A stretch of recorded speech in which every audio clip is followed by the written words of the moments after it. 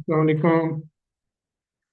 आज हम एक्सरसाइज 11.3 जो कि प्रोबेबिलिटी के बारे में है उसको डिस्कस करने जा रहे हैं जी। यानी कि यहाँ जो यानी कि शामिल है आपके सिलेबस में क्लास नाइन्थ के, वो इतनी मुश्किल नहीं है। थोड़ी सी अगर आप तवज्जो देंगे तो सब कुछ आपको बड़ा आसान आसान लगेगा। ठीक है। ये शुरू के दो फार्मूले जो हम यूज कर रहे हैं ना, फार्मूले में एक ये मतलब इसको मैंने इस तरह लिखा हुआ है कि probability of event, E stand for event, number of favourable outcomes dividing by total number of outcomes. ठीक है। अब फेवरेबल और टोटल नंबर ऑफ आउटकम क्या होती है, ये क्वेश्चन करेंगे तो आपको ज़्यादा क्लियर हो जाएगा। तो इसको नंबर ऑफ फेवरेबल आउटकम को हम नंबर ऑफ ई से, यानी कि ई स्टैंड फॉर इवेंट, तो वो नंबर ऑफ फेवरेबल इवेंट जो है वो उसको हम ई से रिप्रेजेंट करेंगे। और टोटल नंबर ऑफ आउटकम या occurrence जो है उसको एन एस से रिप्रेजेंट करेंगे। एन नंबर को शो करता है। ठीक है। एन टोटल सैंपल स्पेस जो है, और उसमें से इवेंट जो हुआ वो यानी कि हम उसमें सिलेक्ट करते हैं। ठीक है जी। तो अब ये नीचे एक चीज टेबल दिया हुआ मैंने, ये यानी कि बड़ा आपको हेल्पफुल रहेगा कुछ एमसीक्यूज करने में। मतलब प्रोबेबिलिटी में, यानी कि ये ध्यान में रखें कि प्रोबेबिलिटी जो है वो 0 और 1 के दरमियान लाई करती है। 0 और 1 के दरमियान, यानी कि इसका आंसर ना तो 1 से बड़ा आएगा ना 0 से कम आएगा। ठीक है। 0 और 1 के दरमियान मतलब 0.1 भी आ सकता है, 0.5 भी आ सकता है, 0.9 भी आ सकता है, 1 आ सकता है, और 1 से बड़ा आंसर इसका नहीं होता। ठीक है। जो है जहां भी आप प्रोबेबिलिटी फाइंड करेंगे उसका आंसर आपके इसी के दरमियान 0 और 1 के दरमियान रहेगा। तो impossible event, unlikely, equally likely, likely और सर्टेन इवेंट और श्योर इवेंट। ठीक है। अब इम्पॉसिबल इवेंट का मतलब क्या है कि probability of a new profit after हजरत मोहम्मद सल्लल्लाहु अलैहि वसल्लम, यानी कि हमारे यानी कि हमारा ईमान है कि आप सल्लल्लाहु अलैहि वसल्लम आखिरी नबी और उनके बाद कोई पैगंबर नहीं आने वाला, तो उसकी प्रोबेबिलिटी यानी न्यू प्रॉफिट की प्रोबेबिलिटी क्या है, 0। ठीक है जी। तो यानी कि ये जो है इम्पॉसिबल इवेंट, उसकी प्रोबेबिलिटी को हम 0 कहते हैं, यानी कि जो सबसे मिनिमम प्रोबेबिलिटी है। अनलाइकली मतलब इसमें किसी के कोई चीज़ विन करने के चांसेस जो है कितने, 25%। अगर मैं परसेंट में बात करूं तो 25% अनलाइकली है ना। यानी कि एक टास्क हुआ जी, टास्क विन करने के 3 लोग हैं, 4 लोग हैं, उनमें से टास्क को जीतने की इसकी जो प्रोबेबिलिटी है वो अनलाइकली है, मतलब उसकी 25% चांसेस हैं उसको विन करने के। इक्वली लाइकली मतलब 50% chances, so there are 50% chances of rain. अब देखा कि बाद प्रिडिक्शन ये रेन के बारे में गलत हो जाती है, तो वो इसका मतलब कि उसमें जो चांसेस थे, जो प्रोबेबिलिटी थी वो हाफ थी, यानी कि इक्वली लाइकली थी, यानी 50% चांसेस थे कि बारिश हो जाएगी और 50% नहीं। लाइकली का मतलब 75% चांसेस ऑफ दैट इवेंट में बी अकर। ठीक है। यानी कि 75% चांसेस हैं इसके अक्रेंस के। सर्टेन इवेंट मतलब जैसे सूरज हम कहते हैं जी के मशरक से निकलता है, तो उसके निकलने के चांसेस क्या हैं, मतलब श्योर इवेंट है कि मशरक से ही निकलेगा और मगरब में गुरूब होगा, तो उसकी प्रोबेबिलिटी जो है वो क्या है, 1। ठीक है जी। यानी कि ये श्योर इवेंट है, इसको यानी कि आप नहीं बदल सकते। तो ये जो प्रोबेबिलिटी जो 100% यानी कि परफेक्ट होती है, करेक्ट होती है, उसकी प्रोबेबिलिटी को हम 1 कहते हैं, और वो श्योर इवेंट होता है, सर्टन इवेंट होता है। ठीक है जी। ये थोड़ा सा इंट्रोडक्शन था यानी कि प्रोबेबिलिटी के बारे में। तो अब हमें इसके क्वेश्चन जो एक्सरसाइज दी हुई है उससे हम क्वेश्चन को अटेम्प्ट करते हैं। तो जिससे मैंने अभी फार्मूला आपको लिख के दिया है जी, कि फार्मूला में हम यानी कि प्रोबेबिलिटी ऑफ ई फाइंड करेंगे, जो कि किसके इक्वल है, probability of sorry number of E dividing by number of S, total number of sample space. तो हमने हर क्वेश्चन के अंदर यही यानी कि फार्मूला यूज करना है, और देखना है जी कि इसके क्या हमें आंसर जो है वो मिल रहे हैं। First, a letter is chosen randomly from the word Allah. Now find the probability of getting a vowel, an H, an L and a consonant. तो अब टोटल यानी कि हमने जो एन एस है हमारा, ठीक है, वो कितने हैं जी, मतलब कि number of letters, so number of letters in word Allah. तो इस यानी कि वर्ड के अंदर कितने लेटर मौजूद हैं जी, 1 2 3 4 5, 5 वर्ड मौजूद है जी। मतलब इसका मतलब कि NS जो है वो 5 है। ये हमने फाइंड कर लिया जी कि NS की वैल्यू जो है वो 5 है, जो जिससे हमने इसको डिवाइड करना है। अब सेकंड फर्स्ट पार्ट, अवावल, इनके नंबर ऑफ E1 हम कह सकते हैं जी कि इसमें वावल है। तो number of vowel in word Allah, कितने वावल है इस वर्ड में जी? देखें, ये ए और ये भी ए, आपको पता नहीं, A E I O U, ये वावल्स होते हैं और इसमें सिर्फ ए यूज हो रहा है, तो वो 2 दफा यूज हो रहा है, मतलब 2 दफा इसको यूज किया जा रहा है। तो इसका मतलब क्या हो गया कि इसके 2 number of E one represent कर रहा है जी नंबर ऑफ वावल्स को, ठीक है। तो number of vowel in word Allah is जो है वो 2 है। लिहाजा हम इसकी प्रोबेबिलिटी फाइंड कर सकते हैं जी, probability of E1 is equal to, वही जिस फार्मूला मैंने आप लोगों को दिखाया है जी, कि number of E dividing by number of S. तो नंबर ऑफ, अब इवेंट है हमारा E1 dividing by total number of sample space.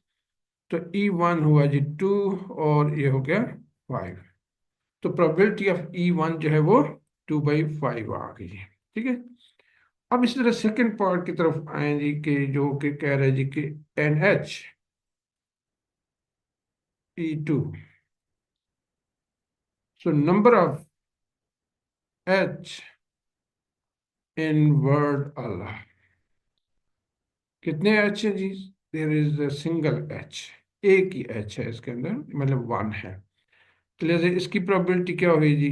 Probability of E2, number of E2 dividing by number of S। तो E2 है जी 1, इनके H की जो जितने भी एच है वो 1 है और टोटल है 5। इसकी प्रोबेबिलिटी होगी 1/5। थर्ड केस, यानी कि इसमें हम देखते हैं जी कि इसमें प्रोबेबिलिटी क्या कह रही जी? एच, तो नंबर ऑफ E3, तो नंबर ऑफ एल। अब एल की बात है जी कि एल कितने हैं वर्ड अल्लाह में? तो देखिए, 2 दफा एल आया है इसके अंदर, जिसका मतलब कि इसके जो चांसेस हैं अक्रस के वो 2 हैं। तो probability of E2, sorry, E3 होगी वो क्या होगी? Number of E3 dividing by number of S, 2/5। फिर है जी, यानी कि लास्ट जो है वो क्या है? कॉन्सोनेंट। तो वो हम अभी नोट कर लेते हैं जी कि NE4 यानी कि इसको नाम दे दिया जी नंबर ऑफ। तो कितने कॉन्सोनेंट हैं जी इसमें इन वर्ड अल्लाह? कौन कौन से हैं? देखिए, ये तो वावल हो गए, बाकी जो है वो कॉन्सोनेंट है, मतलब ये एल, एल और एच, कितने हो गए जी? 3। तो probability of E4 is equal to E4 dividing by NS. तो E4 is कितनी जी? 3/5। तो देखा जी, हमने हर एक की प्रोबेबिलिटी फाइंड कर लीजिए कि find the probability of getting a vowel, vowel की गेटिंग की probability 2/5, N H 1/5, N L 2/5, और कॉन्सोनेंट, कॉन्सोनेंट 3 है 3/5। अब इनको अगर आप डिवाइड करें तो आप देखेंगे कि सबके आंसर जो है वो पॉइंट में आएंगे, मतलब 0 और 1 के दरमियान रहेंगे। ओके जी, पहले। अब नेक्स्ट है जी क्वेश्चन हमारे पास जो है वो है, क्या कहता है जी कि अ garment factory shipped in order which contains 7,000 jacket, 2,000 sweater, 3,000 trouser, in which 7 trouser, 5 jackets, 9 sweaters are faulty. If the quality inspector unpacked one item at random, find the probability that it is a trouser, not a jacket, of faulty items. अभी देखिए जी क्या हम इसको find करते हैं जी कि N S क्या है इसमें। N S total number of item जो है, ठीक है। एन एस का मतलब क्या है कि टोटल नंबर ऑफ आइटम्स। तो टोटल नंबर ऑफ आइटम जो इस पैक में मौजूद है वो 7000 जैकेट है, प्लस 2000 स्वेटर है,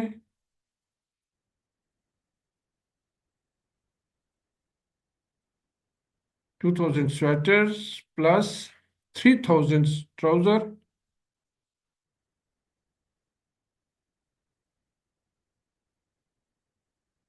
तो इन सब को अगर आप ऐड करें जी, तो 7 + 2 9, 9 + 3 12।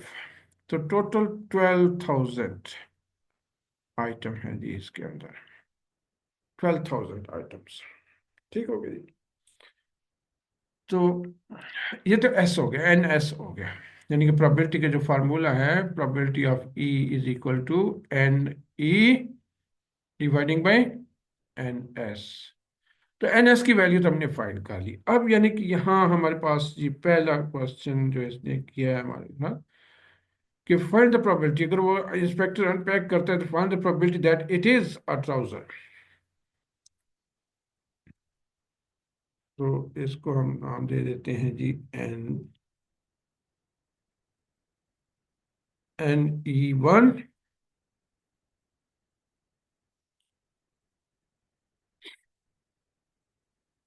नंबर ऑफ ट्राउजर,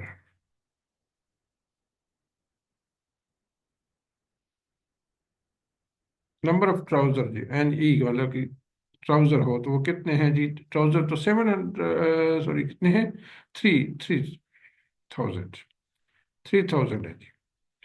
तो प्रोबेबिलिटी क्या हुई इसकी फिर, probability of getting a trouser is number of E1 dividing by number of S। E1 है जी 3000 डिवाइडिंग बाय 12,000।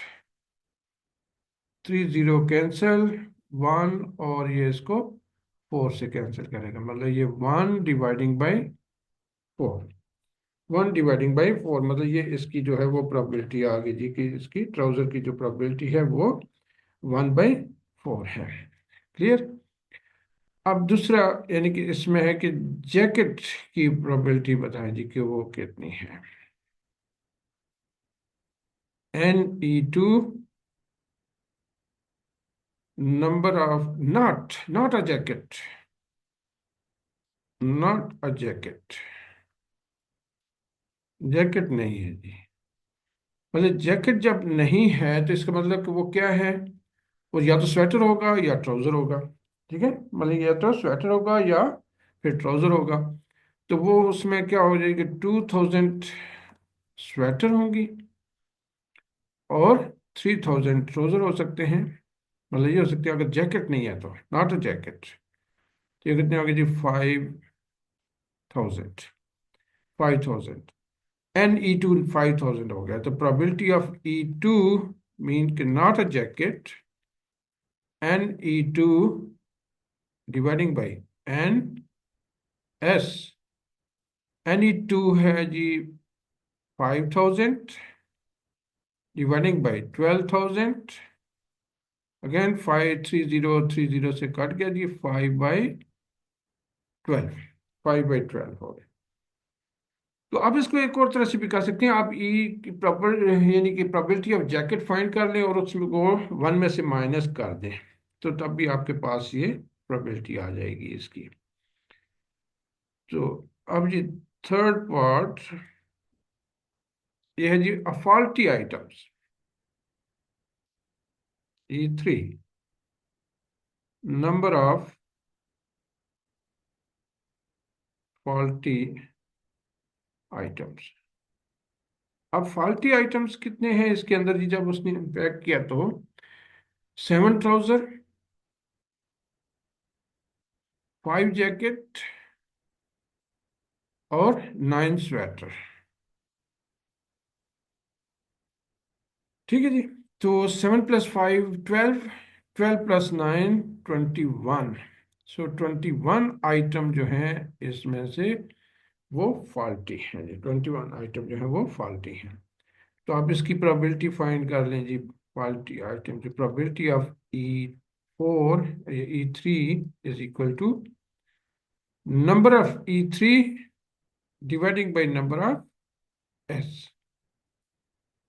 तो E3 हुआ जी 21 डिवाइडिंग बाई 12,000। तो इसको डिवाइड करें तो ये आपके पास आंसर आ जाएगा 0.00175। जैसे मैंने कहा कि प्रोबेबिलिटी 0 और 1 के दरमियान लाइज करती है। तो ये आपकी प्रोबेबिलिटी जो है यहाँ 0 और 1 के दरमियान आ रही है, 0.00175। तो ये प्रोबेबिलिटी होगी जी इसकी फॉल्टी आइटम की। तो हमने देखा जी ये तीनों यानी कि पार्ट हमने इसके कर लिए। सबसे पहले हमने NS फाइंड कर लिया इन क्वेश्चन के अंदर, फिर हम E1 यानी कि ट्राउजर की प्रोबेबिलिटी, फिर नॉट ए जैकेट की प्रोबेबिलिटी, फिर अ फॉल्टी आइटम की प्रोबेबिलिटी होगी जी। देखिए जी यहाँ यानी कि आपके पास जो है वो एक स्पिनर है। A number of wheel is divided into 8 equal sector। Equal sector, sector का मतलब यही होता है सर्कल में वो जब आप यानी कि ड्रा करते हैं, ठीक है, यानी कि एक सर्कल है तो इसके ये जो पोर्शन बनाते हैं आप इसको, इनको हर पोर्शन को एक सेक्टर कहा जाता है जी। इस तरह यानी कि सेक्टर बनाते हैं। तो ये देखिए इस स्पिनर के अंदर ये सेक्टर, मुख्तलिफ सेक्टर बने हुए हैं मुख्तलिफ कलर के, ठीक है। तो ये सेक्टर है, यहाँ तो बहुत सारे सेक्टर बने हुए हैं लेकिन इस क्वेश्चन में वो कह रहे हैं जी 8 इक्वल सेक्टर है, 8 इक्वल सेक्टर है, ठीक है। तो वो 8 इक्वल सेक्टर जो है वो इसके अंदर मौजूद हैं जी, कि 8 लेबल एज पेंजी, मतलब ये फ्लावर के नाम है। यानी कि यहाँ जैसे ये देखिए ये पेंसी दिए हुए हैं, इसमें पेंसी है जी, लिली है, और फिर जो है ऑर्किड है, ट्यूलिप है, जास्मीन है, रोज है, मैरीगोल्ड है और सनफ्लावर है। ये मैरीगोल्ड भी आपको नजर आ रहा है जी, पेंसी भी नजर आ रहा है। तो ये सारे फ्लावर इसके अंदर मौजूद है, ली है। तो आप इस तरह के ये कि आइडिया के लिए मैंने आपको यहाँ दिया है कि आपको क्वेश्चन की समझ आए कि क्वेश्चन में है क्या। मतलब ये स्पिनर के जब आप रोटेट करते हैं ये घूमता है तो फिर ये किसी एक जैसा, अभी ये जो है यानी कि यहाँ पर इस पे जो है ये रुका हुआ है।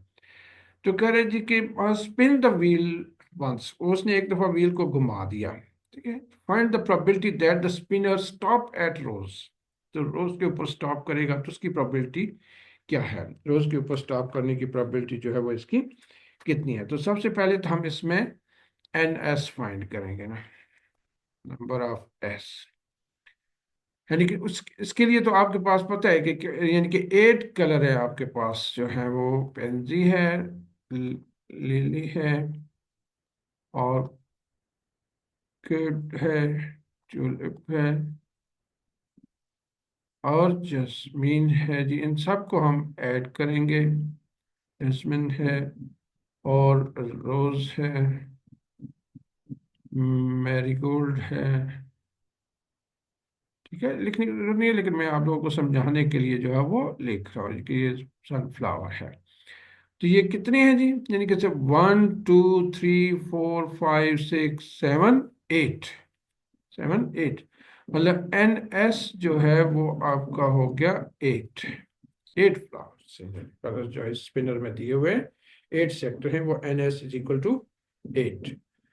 तो अब हमें क्वेश्चन में कहा जा रहा है जी कि फर्स्ट जो पार्ट है उसमें क्या कह रहे हैं जी कि स्टॉप एट रोज, ठीक है। तो स्पिनर जो है वो पॉइंटर जो है वो इस पे रोज पे आके स्टॉप करेगा। तो हम इस पे फाइंड कर लेते हैं जी कि वो कितने चांसेस हैं। तो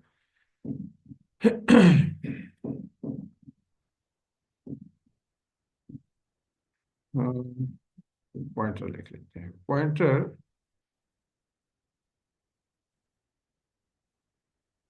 स्टॉप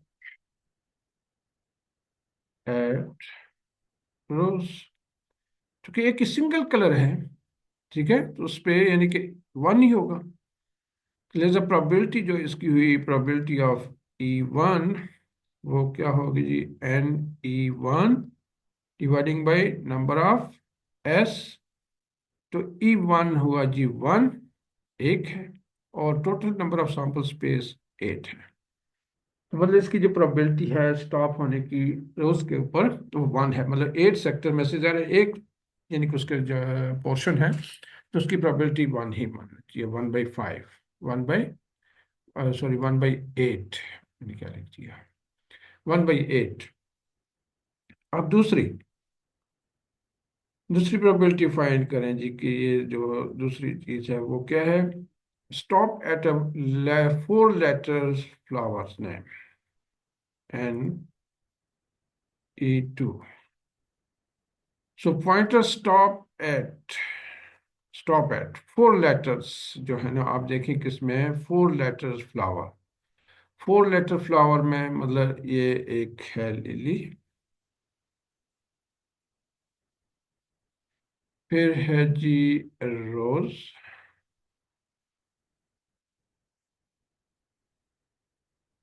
और कोई 4 लेटर है नहीं है जी, और कोई भी 4 लेटर नहीं है। मतलब ये दो ही हैं, सिर्फ दो हैं। ठीक है, 2। तो अब इनकी यानी कि प्रोबेबिलिटी जो है वो कितनी होगी जी। Probability of E2 is equal to number of E2 dividing by number of S, 2/8, जो कि सिंप्लीफाई होके 1/4 हो जाता है। तो ये इसकी प्रोबेबिलिटी होगी जी। अब थर्ड पार्ट किसके बारे में कह रहे जी कि does not stop at A marigold. Does not stop at A marigold, marigold पे स्टॉप नहीं होगा जी। E3 पॉइंटर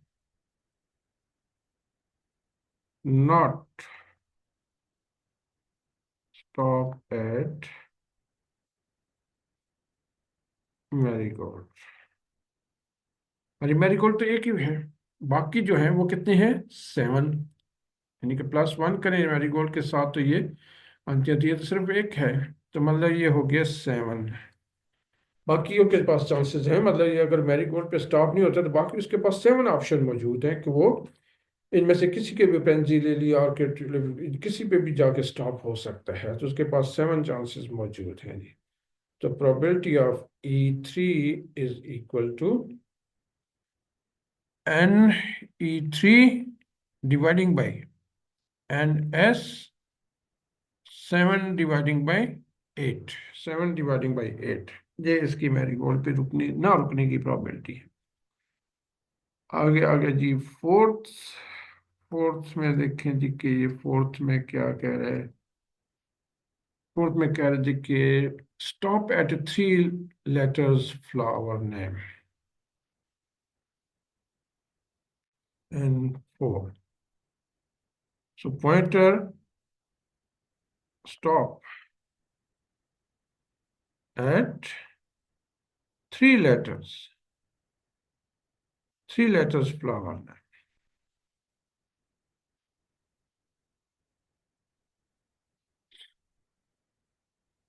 तो वो कितने हैं।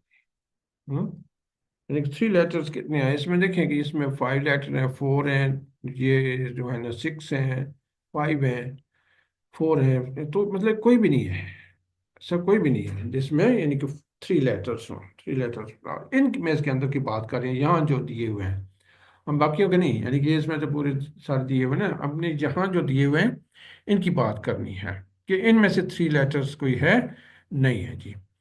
तो प्रोबेबिलिटी क्या हुई E4 की, नंबर ऑफ E4 जो कि 0 है, तो 0/8 मतलब 0 हो गया जी।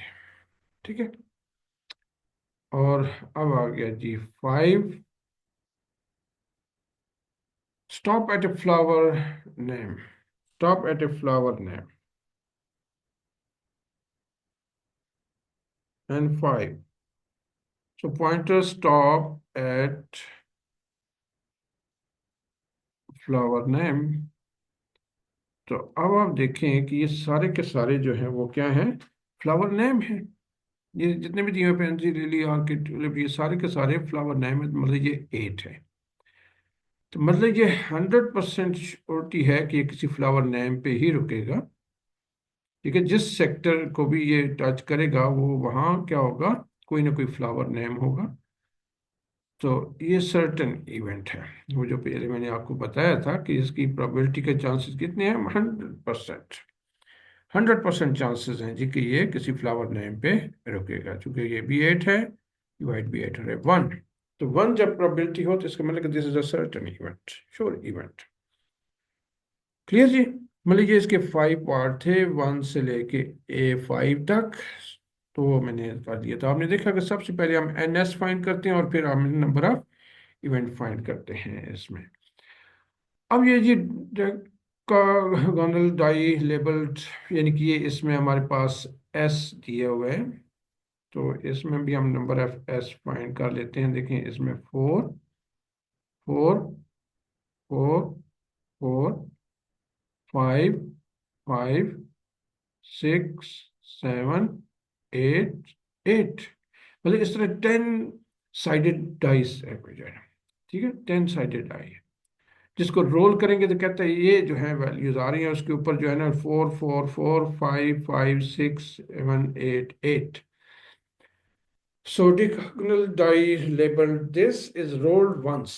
रोल कर दीजिए। Find the probability of getting. तो ये टोटल कितने हैं जी, ये हैं आपके पास 1 2 3 4 5 6 7 8 9 10। तो ये है जी टोटल आपके पास 10 साइडेड फिगर है, डेक का है। तो 10 साइडेड शेप है ये, 10 साइडेड। तो जिसमें ये यानी कि लेबल किए हुए हैं। तो NS तो 10 आ गया। अब हम इसके फर्स्ट पार्ट की तरफ मूव करते हैं, जो कि है 4। Find the probability getting 4। तो E1 नंबर ऑफ 4, कितने 4 हैं जी, 1 2 3 4 4। तो प्रोबेबिलिटी ऑफ E1 कितनी होगी फिर, NE1 डिवाइडिंग बाय NS। तो E1 हो गया 4 और ये हो गया 10। तो ये एक दूसरे को कैंसिल करते हैं, 2/5, 2/5। इसकी प्रोबेबिलिटी होगी जी 2/5। अब सेकंड पार्ट है जी के an even number, even number. तो find the probability shows even number.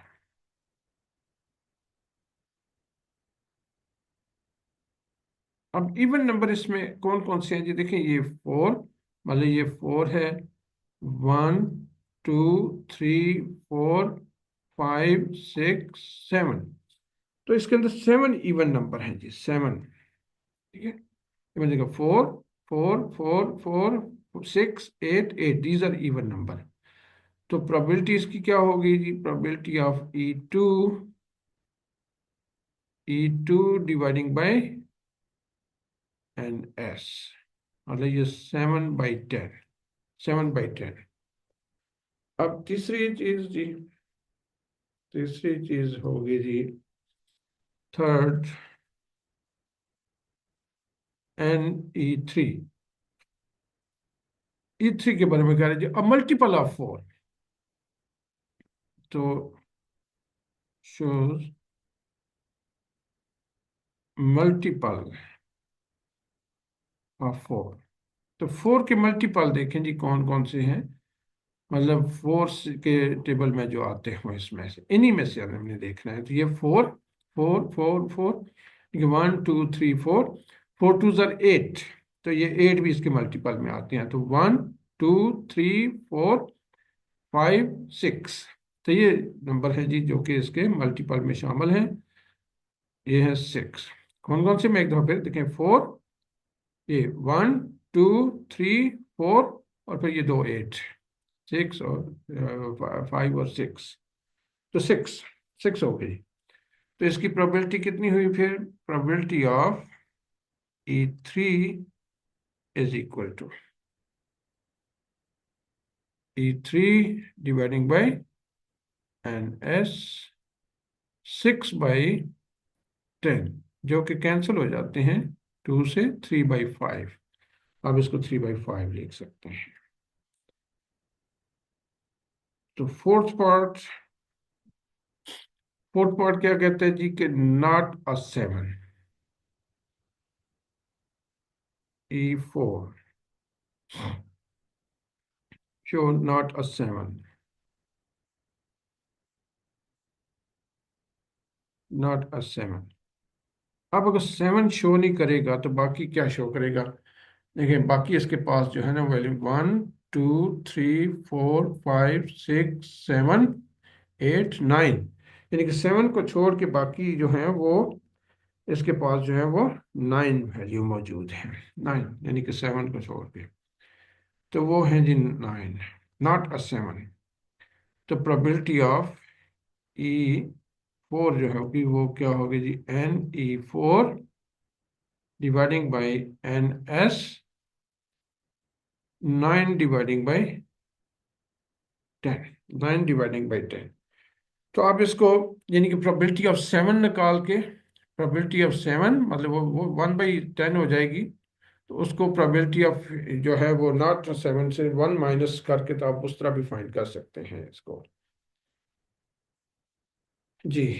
तो अब आए जी हम फिफ्थ पार्ट की तरफ मूव करते हैं, जो कि कह रहा है जी कि एन ऑड नंबर है 5 shows ऑड नंबर। अब ऑड नंबर इसके अंदर कौन से हैं जी?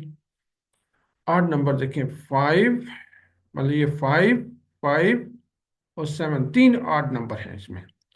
5, 5 और 7, तीन, 3। तो प्रोबेबिलिटी ऑफ ऑड नंबर जो है वो कितनी होगी? NE5 डिवाइडिंग बाई NS, तो 3/10, 3/10। तो अब देखिए जी कि इसमें जो सिक्स पार्ट है वो है जी कि prime number, prime number 6 shows prime number. अब प्राइम नंबर कौन से हैं इसमें? प्राइम नंबर देखिए 4 प्राइम नंबर नहीं है, ठीक है। 5 प्राइम है, 5 5। 6 प्राइम नहीं है, 7 प्राइम है। तो मतलब वही जो 8 है वही प्राइम भी है इसमें, तो वो 3 है जी। तो वही सेम प्रोबेबिलिटी रहेगी इसकी भी, probability of prime number NE6 dividing by NS 3/10, तो वो भी 3/10 रही। तो अब आ जाए जी अगले की तरफ, जो कि है क्या, 7 पार्ट, जो कि कह रहे हैं जी एलसीएम ऑफ, जो एलसीएम ऑफ 4 and 8, 4 and 8। अब 4 and 8 का एलसीएम तो आपको फाइंड करना आता ही होगा ना जी, हैं? लिखिए हुए ना इस तरह, यानी कि जो किए हुए 2 2s are 4 2s are 2 1s are 2 1 1, तो देखिए 2 2s are 4, 4 2s are 8। तो 8 इसका एलसीएम है, एलसीएम ऑफ। तो एलसीएम ऑफ 4 and 8 जो है वो क्या आ गया जी? एलसीएम इसका वो 8 आ गया, ठीक है। तो 8 कितने हैं? 2। ये दो है ना 8, मतलब ये भी 8 है, ये भी 8 है, तो मतलब दो है 8 इसके अंदर। एलसीएम ऑफ 4 and 8 वो है 8, तो दो है उसमें इसके अंदर। तो probability of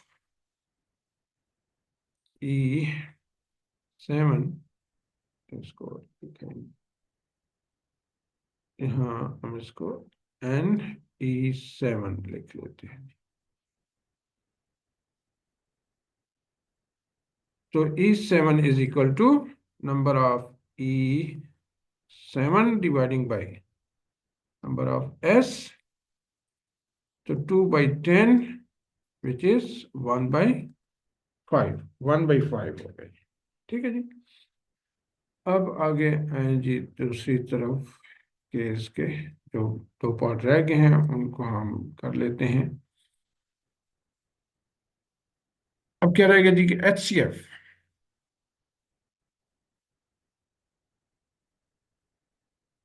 number of E8 इसको नाम दे देते हैं।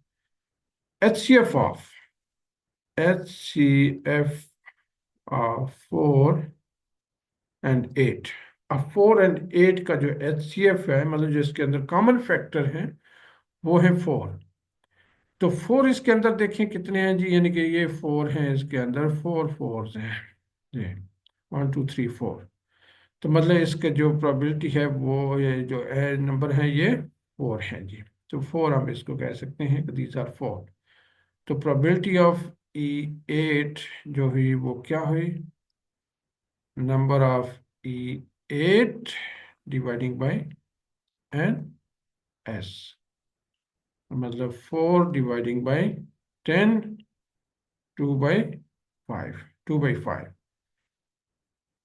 अब लास्ट पार्ट इसका फैक्टर ऑफ 12, नाइन्थ पार्ट जो है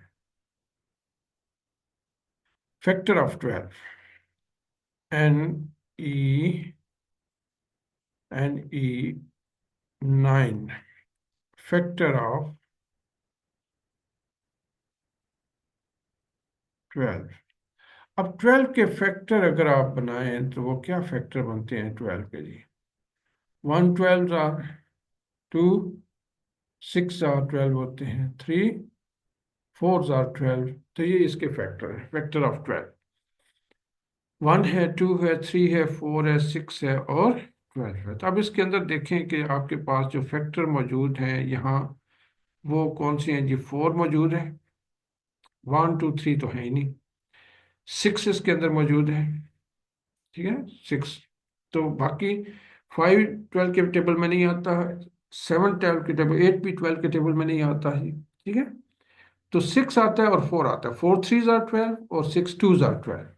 तो ये टोटल गिन लें जी कितने हैं, 1 2 3 4 और 5। तो 5 है जी, ये फैक्टर ऑफ 12 जो है वो कितने हैं, 5। मतलब NE9 जो है वो 5 हो गए।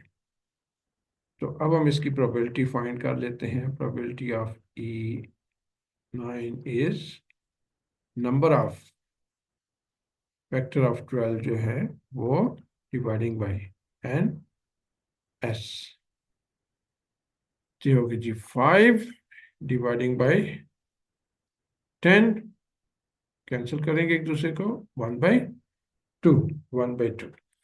तो ये था जी क्वेश्चन नंबर 4, जिसमें यानी कि एक हमें 10 साइडेड डाई दिया हुआ है जिसके अंदर ये नंबर दिए हुए हैं 4 4 5 5, और उनकी वो कहते हैं जी प्रोबेबिलिटी बताए उनकी। जब आप डाई को रोल करते हैं, ठीक है, आपने लूडो खेलते हुए देखा होगा कि आप जब उसको रोल करते हैं तो उसमें 1 2 3 4 5 6, यानी कि एक टाइम में एक ही चीज़ आ रही होती है। तो वो कहते हैं जी कि इसमें जब इतनी 4 साइड पे 4 4 लिखा हुआ है तो इसके चांसेस कितने हैं आने के, उसके आने के चांसेस कितने हैं। तो ये चांसेस को जो है रिप्रेजेंट कर देती है प्रोबेबिलिटी जो है ना। ओके, आइए आगे चलते हैं। अब डिजिट, क्वेश्चन नंबर 5। अब 1 digit whole number is chosen at random. 1 digit whole number, तो आपको पता है कि 1 डिजिट होल नंबर जो है वो कौन से होते हैं। होल नंबर जो है वो 0 से शुरू हो रहे होते हैं, मतलब ये 0 है, 1 है, 2 है, 3 है, 4 है, 5 है जी, 6 है, 7 है, 8 9, आगे 10 आ जाता है। 10 2 डिजिट नंबर है। 10 जो है वो कितना है, 2 डिजिट नंबर है जी। तो यानी कि वो 1 डिजिट नहीं है। तो 1 डिजिट जो है वो आपके पास ये है, 0 से लेके 9 तक, ये जो है आपके पास 1 डिजिट नंबर है। A 1 digit whole number is chosen at random. Find the probability that it is। तो ये टोटल हो गए जी 10। These are 10। तो पार्ट 1 क्या है जी, लेस देन यानी कि जब आपने नंबर चूज कर रहे हैं तो द नंबर चूजन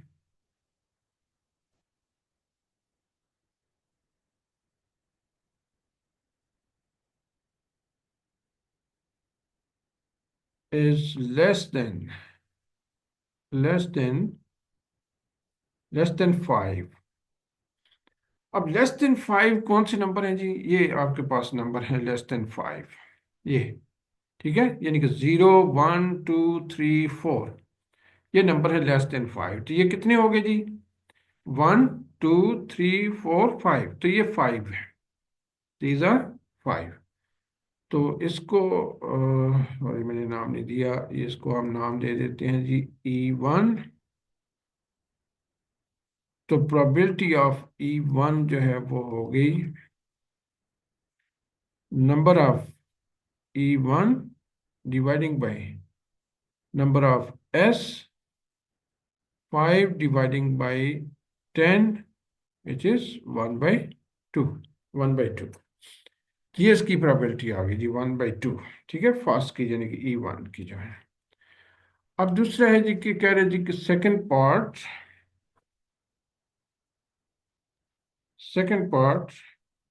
इसमें कह रहे जी जो चूजन नंबर है greater than 10, the number chosen is greater than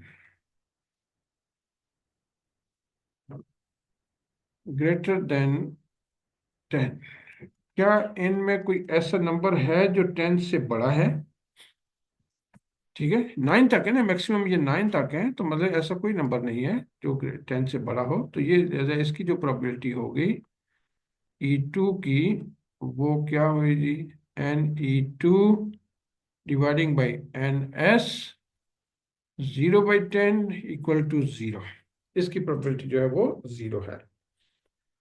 अब इस तरह नंबर नेक्स्ट जो हम क्वेश्चन करने जा रहे हैं वो है, यानी कि ये भी हो गया, ये भी हो गया जी। Number three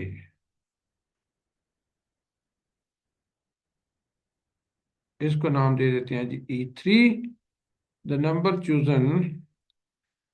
chosen not the largest one digit number, not the number chosen not the largest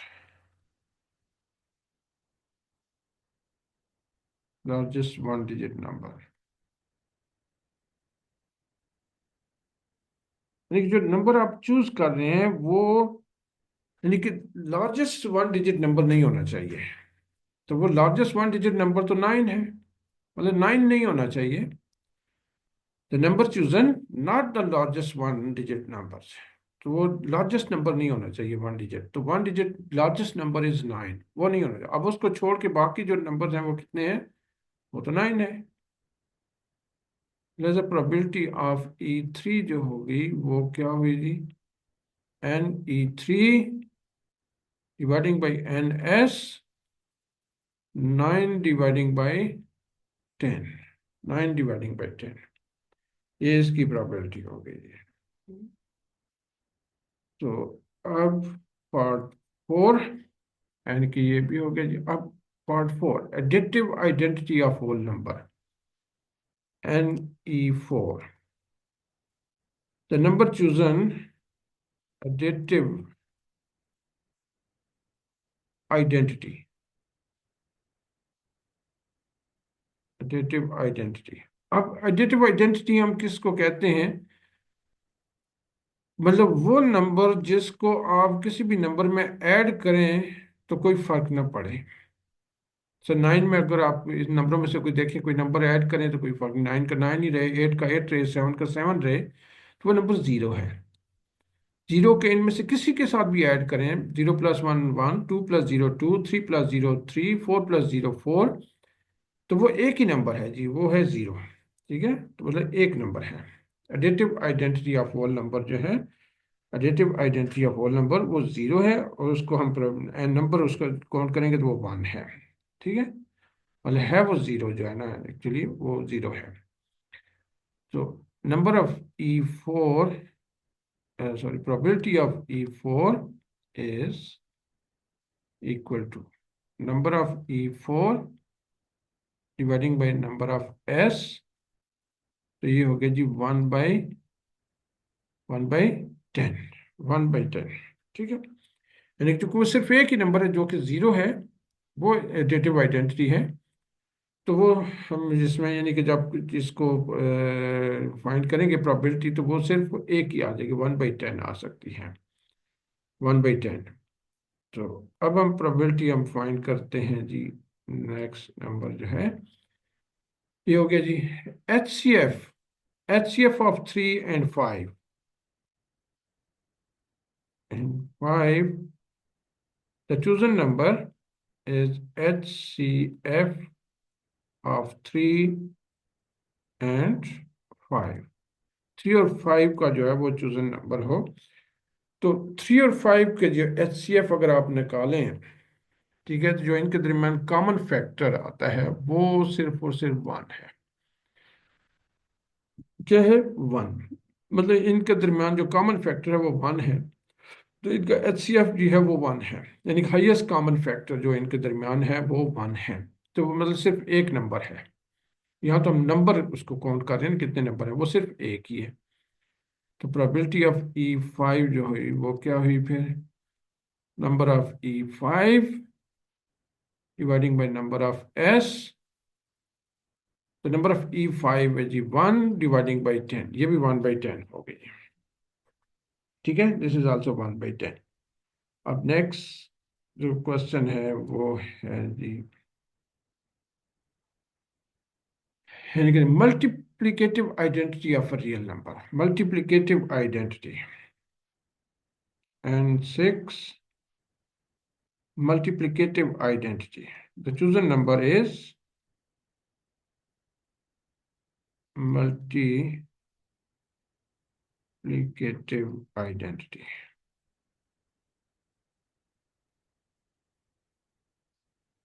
multiplicative identity का मतलब है कि ऐसा नंबर जिसको किसी भी नंबर से मल्टीप्लाई करें और नंबर चेंज ना हो।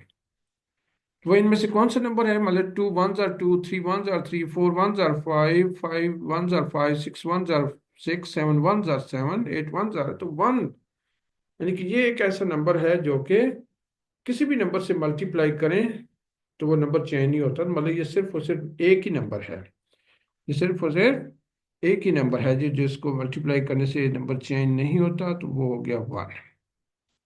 there's a probability of multiplicative identity जो है वो कितने होगी जी? E6 dividing by NS, that is also 1/10। तो ये भी 1/10 होगी। अब नेक्स्ट आ गया जी हमारे पास not a prime, not a prime number. E7, the chosen number is not a prime, not a prime। Prime number नहीं होना चाहिए। तो अब इसमें देखें, प्राइम नंबर जो है वो हम उनको मार्क कर लेते हैं कि प्राइम नंबर कौन सी हैं। मतलब ये प्राइम नंबर है 2, 3 प्राइम नंबर है, 5 प्राइम नंबर है, 7 प्राइम नंबर है, तो ये प्राइम नंबर है जी। वो कहते हैं प्राइम नंबर नहीं होना चाहिए, not chosen number not a prime. तो वो कौन कौन सी है फिर जी? ये 0 है, 1 है, 4 है, 6 8 और 9 है। मतलब 1 2 3 4 5 और 6, मतलब ये 6 नंबर्स हैं जो कि प्राइम नहीं है इसके अंदर। तो 6, तो probability of E7 is number of E7 dividing by NS। 6/10, 6/10 cancel करते हैं तो 3/5 आ जाता है, 3/5, नॉट अ प्राइम। तो अब लास्ट रह गया जी कि इधर कर लेते हैं नंबर E8,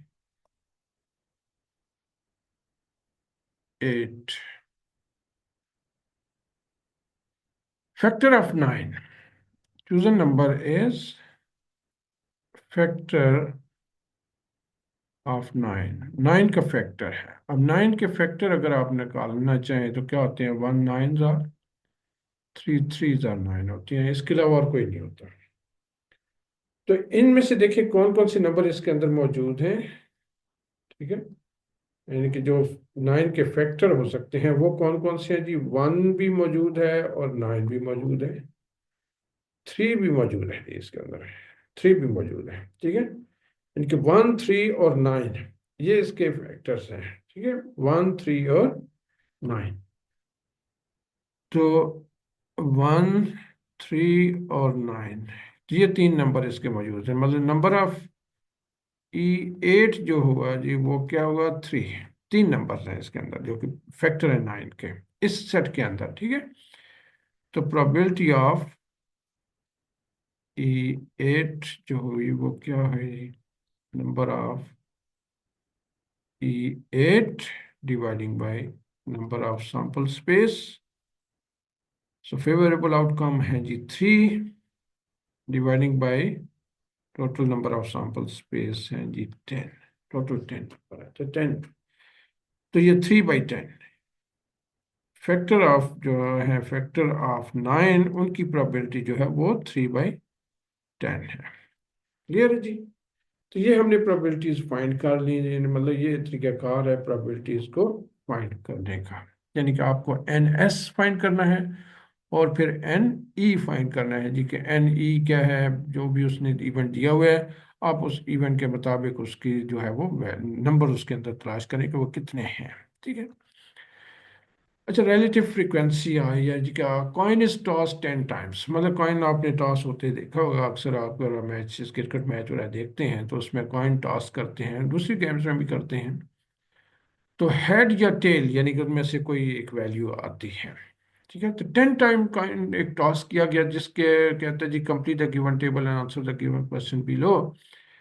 इवेंट हुए जी, यानी कि उस कॉइन को टॉस किया गया। ये इवेंट E1 है और ये इवेंट E2 है जी।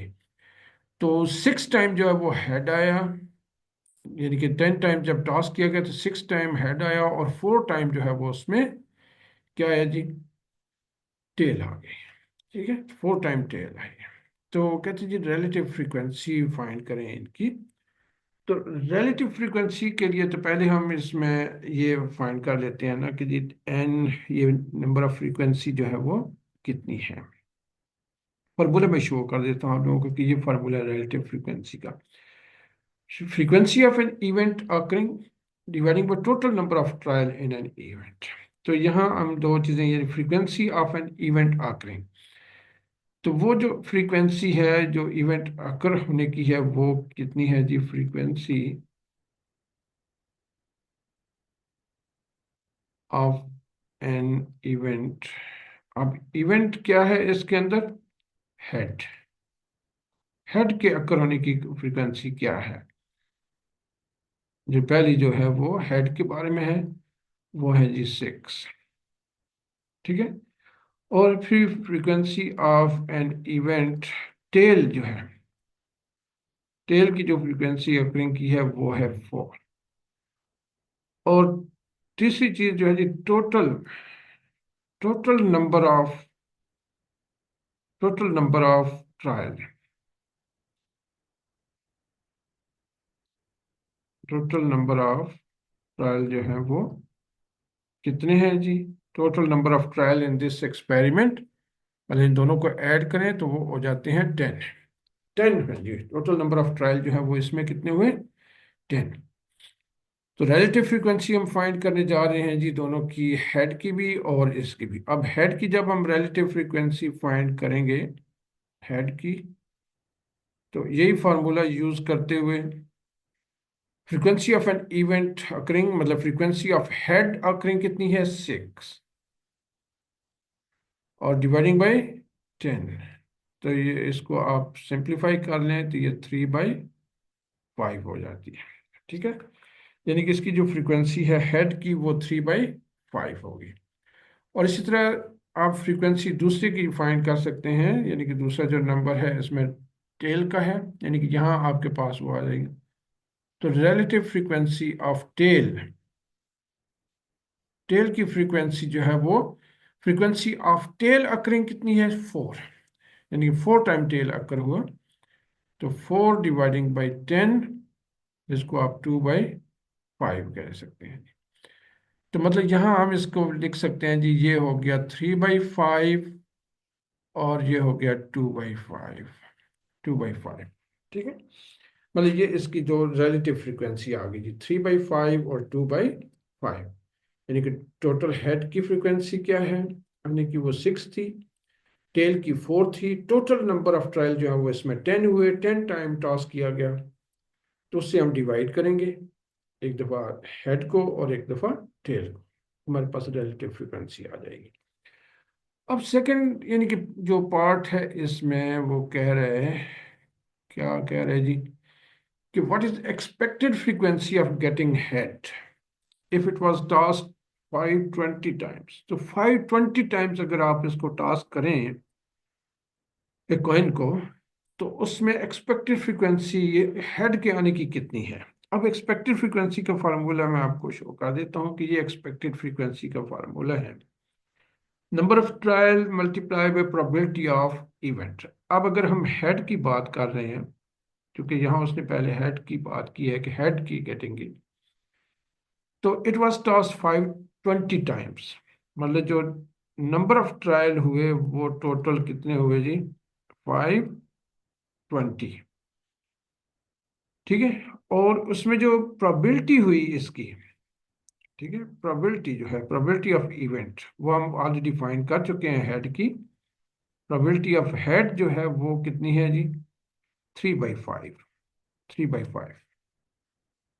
ठीक है, मतलब इसके अंदर हम जो है ये वैल्यूज पुट कर, नंबर ऑफ ट्रायल 520, ठीक है, यानी कि 520 टाइम जो है ये ट्रायल हुआ, हेड के जो है ना बात कर रहे हैं हम, तो 520 टाइम जो है ये ट्रायल हुआ, और multiply with probability of the event, तो इवेंट की प्रोबेबिलिटी जो है वो है 3/5, 3/5। तो ये इसको कैंसिल करेगा, यानी कि 5 1 5, 0 5 4 20 मल्टीप्लाई बाय 3। तो इसको अगर आप मल्टीप्लाई कर दें तो 4 3 12 और 3 1, तो 312। तो एक्सपेक्टेड फ्रीक्वेंसी ऑफ हेड जो है, ठीक है, एक्सपेक्टेड फ्रीक्वेंसी ऑफ हेड जो हुई वो कितनी हुई जी 312, 312। क्लियर है जी, मेरे समझ क्या आपको क्लियर हो गया कि मतलब 520 टाइम टास हुआ, वो नंबर ऑफ ट्रायल हो गए, और प्रोबेबिलिटी ऑफ इवेंट हेड की प्रोबेबिलिटी हम फाइंड कर चुके हैं जो कि 3/5 है, ये हमने लिखी हुई है प्रोबेबिलिटी जो है ना उसकी रिलेटिव फ्रीक्वेंसी जो है वो 3/5 है। ठीक है, प्रोबेबिलिटी ऑफ द इवेंट। अब दूसरी जो है ना, यानी कि इसमें जो सेकंड पार्ट है उसमें भी हम यही काम करेंगे। देखिए उसमें यानी कि ये जो है, ये what is the expected frequency of getting tail. अब टेल की बात कर रहे हैं जी, इस क्वेश्चन के अंदर जो है यहाँ टेल की बात कर रहे हैं, तो हम टेल की इसको बता देते हैं जी कि टेल की फ्रीक्वेंसी जो है, यानी कि सेकंड थर्ड पार्ट है टेल, तो कितने टाइम हुआ जी ये टेल के लिए उसने टास्क किया 305 टाइम्स टॉस टाइम्स। ठीक है, इट वाज 305 टाइम टॉस्ट किया गया, तो कहते हैं उसमें एक एक्सपेक्टेड फ्रीक्वेंसी बताएं जी गेटिंग टेल की।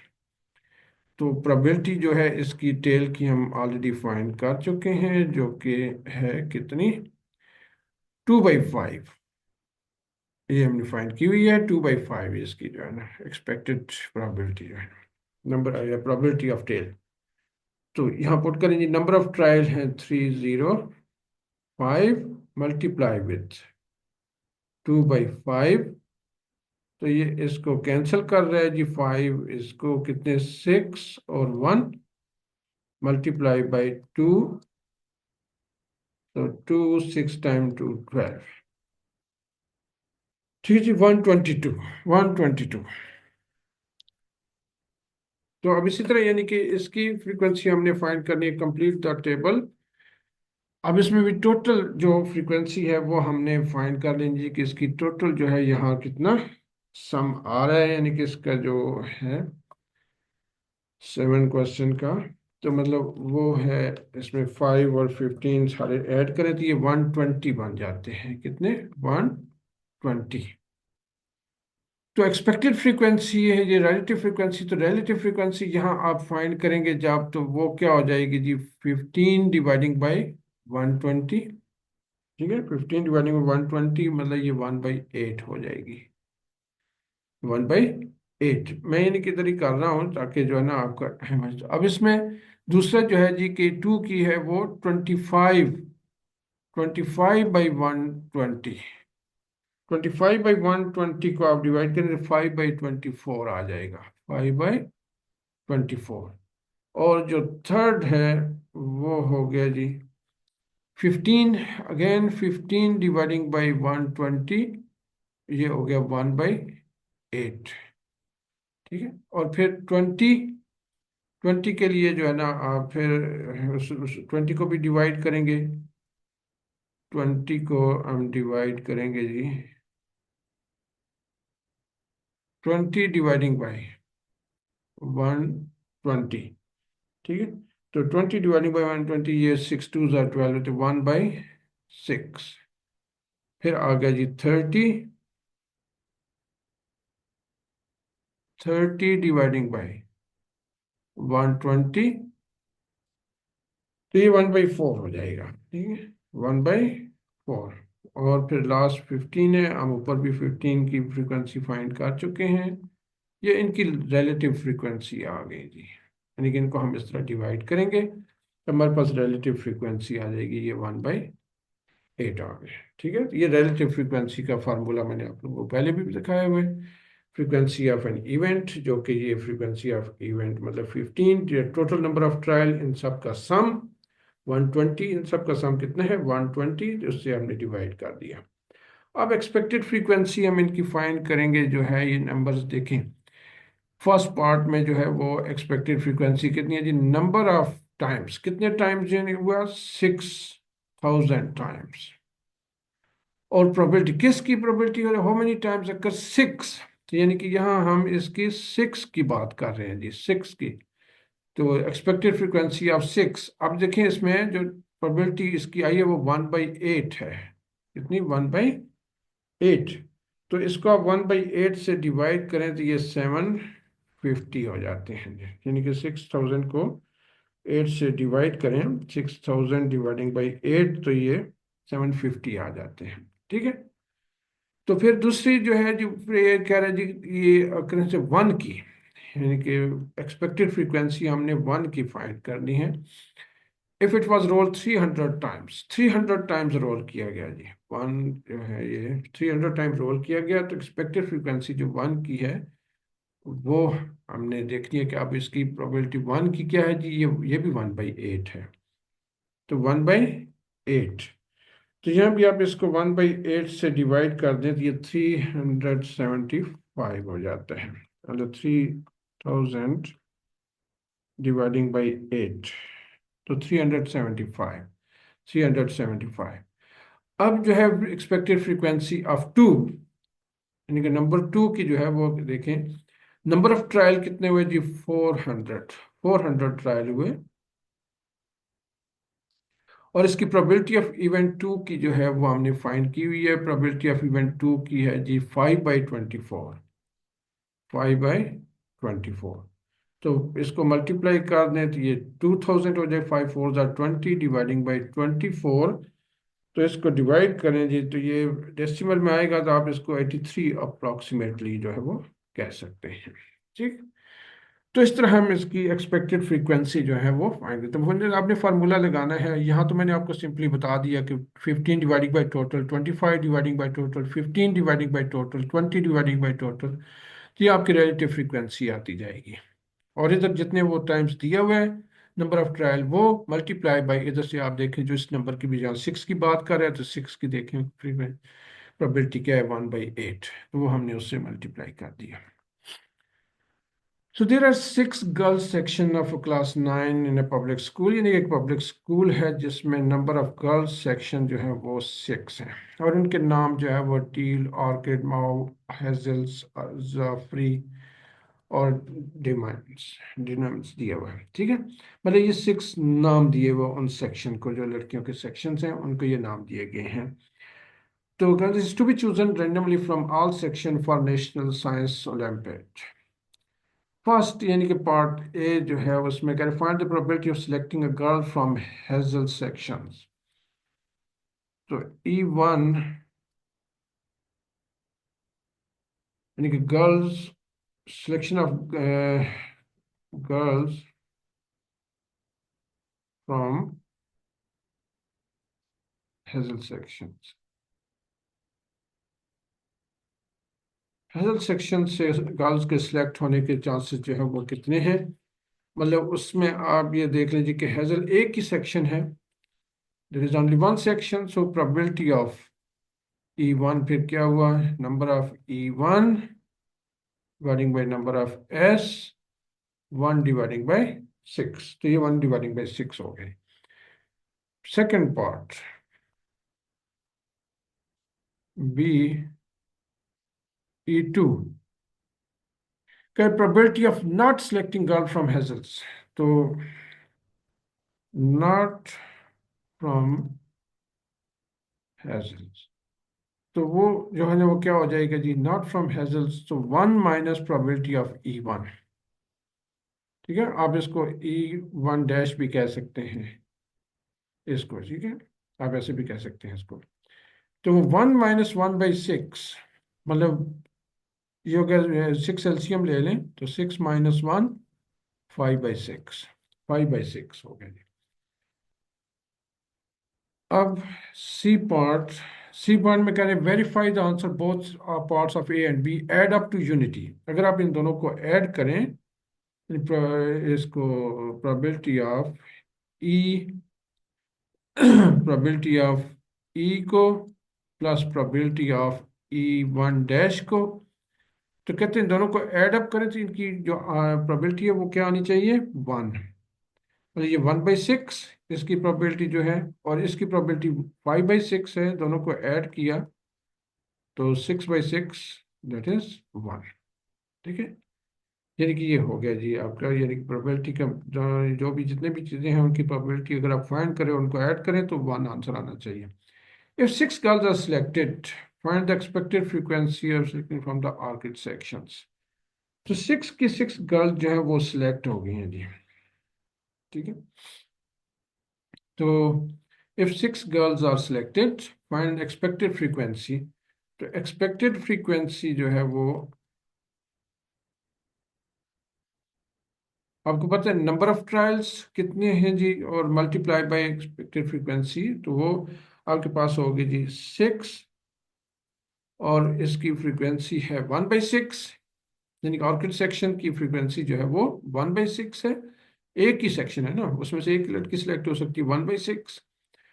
तो लेकिन नंबर ऑफ ट्रायल जो है वो 6 हुए, 6 गर्ल्स आर सिलेक्टेड, मतलब 6 दफ़ा हुआ काम ये, तो कैंसल 1। ठीक है, अब लास्ट पार्ट जो है जी, इसमें क्या कह रहा है कि इसमें ई if 60 girls are selected, what number of girls expected. तो यहाँ भी हमें एक्सपेक्टेड फ्रीक्वेंसी फाइंड करनी है। अब 60 टाइम हुआ ये काम जो है ना, 60 गर्ल्स आर सिलेक्टेड, यानी कि चूंकि हम रेंडमली सिलेक्ट कर रहे हैं और एक वक्त में एक ही गर्ल सिलेक्ट करते हैं, तो 60 मल्टीप्लाई विथ फ्रॉम टील, तो टील से भी यानी कि एक ही लड़की सिलेक्ट हो सकती है, तो 1/6 कैंसिल करेगा तो ये हो गया 10। ठीक है जी, so this is all about exercise 11.3, यानी कि मैंने तमाम क्वेश्चन इसके जो थे बड़ी डिटेल के साथ आप लोगों को करवा दिए हैं। उम्मीद है आप लोगों को समझ आई होगी, और मोरओवर आप इसको बार बार देखें, अगर कहीं कोई प्रॉब्लम है तो कमेंट्स में लिखें, इंशाल्लाह मैं रिप्लाई करूंगा। मेरी तरफ से अल्लाह हाफिज़ जी, दुआ में याद रखिएगा।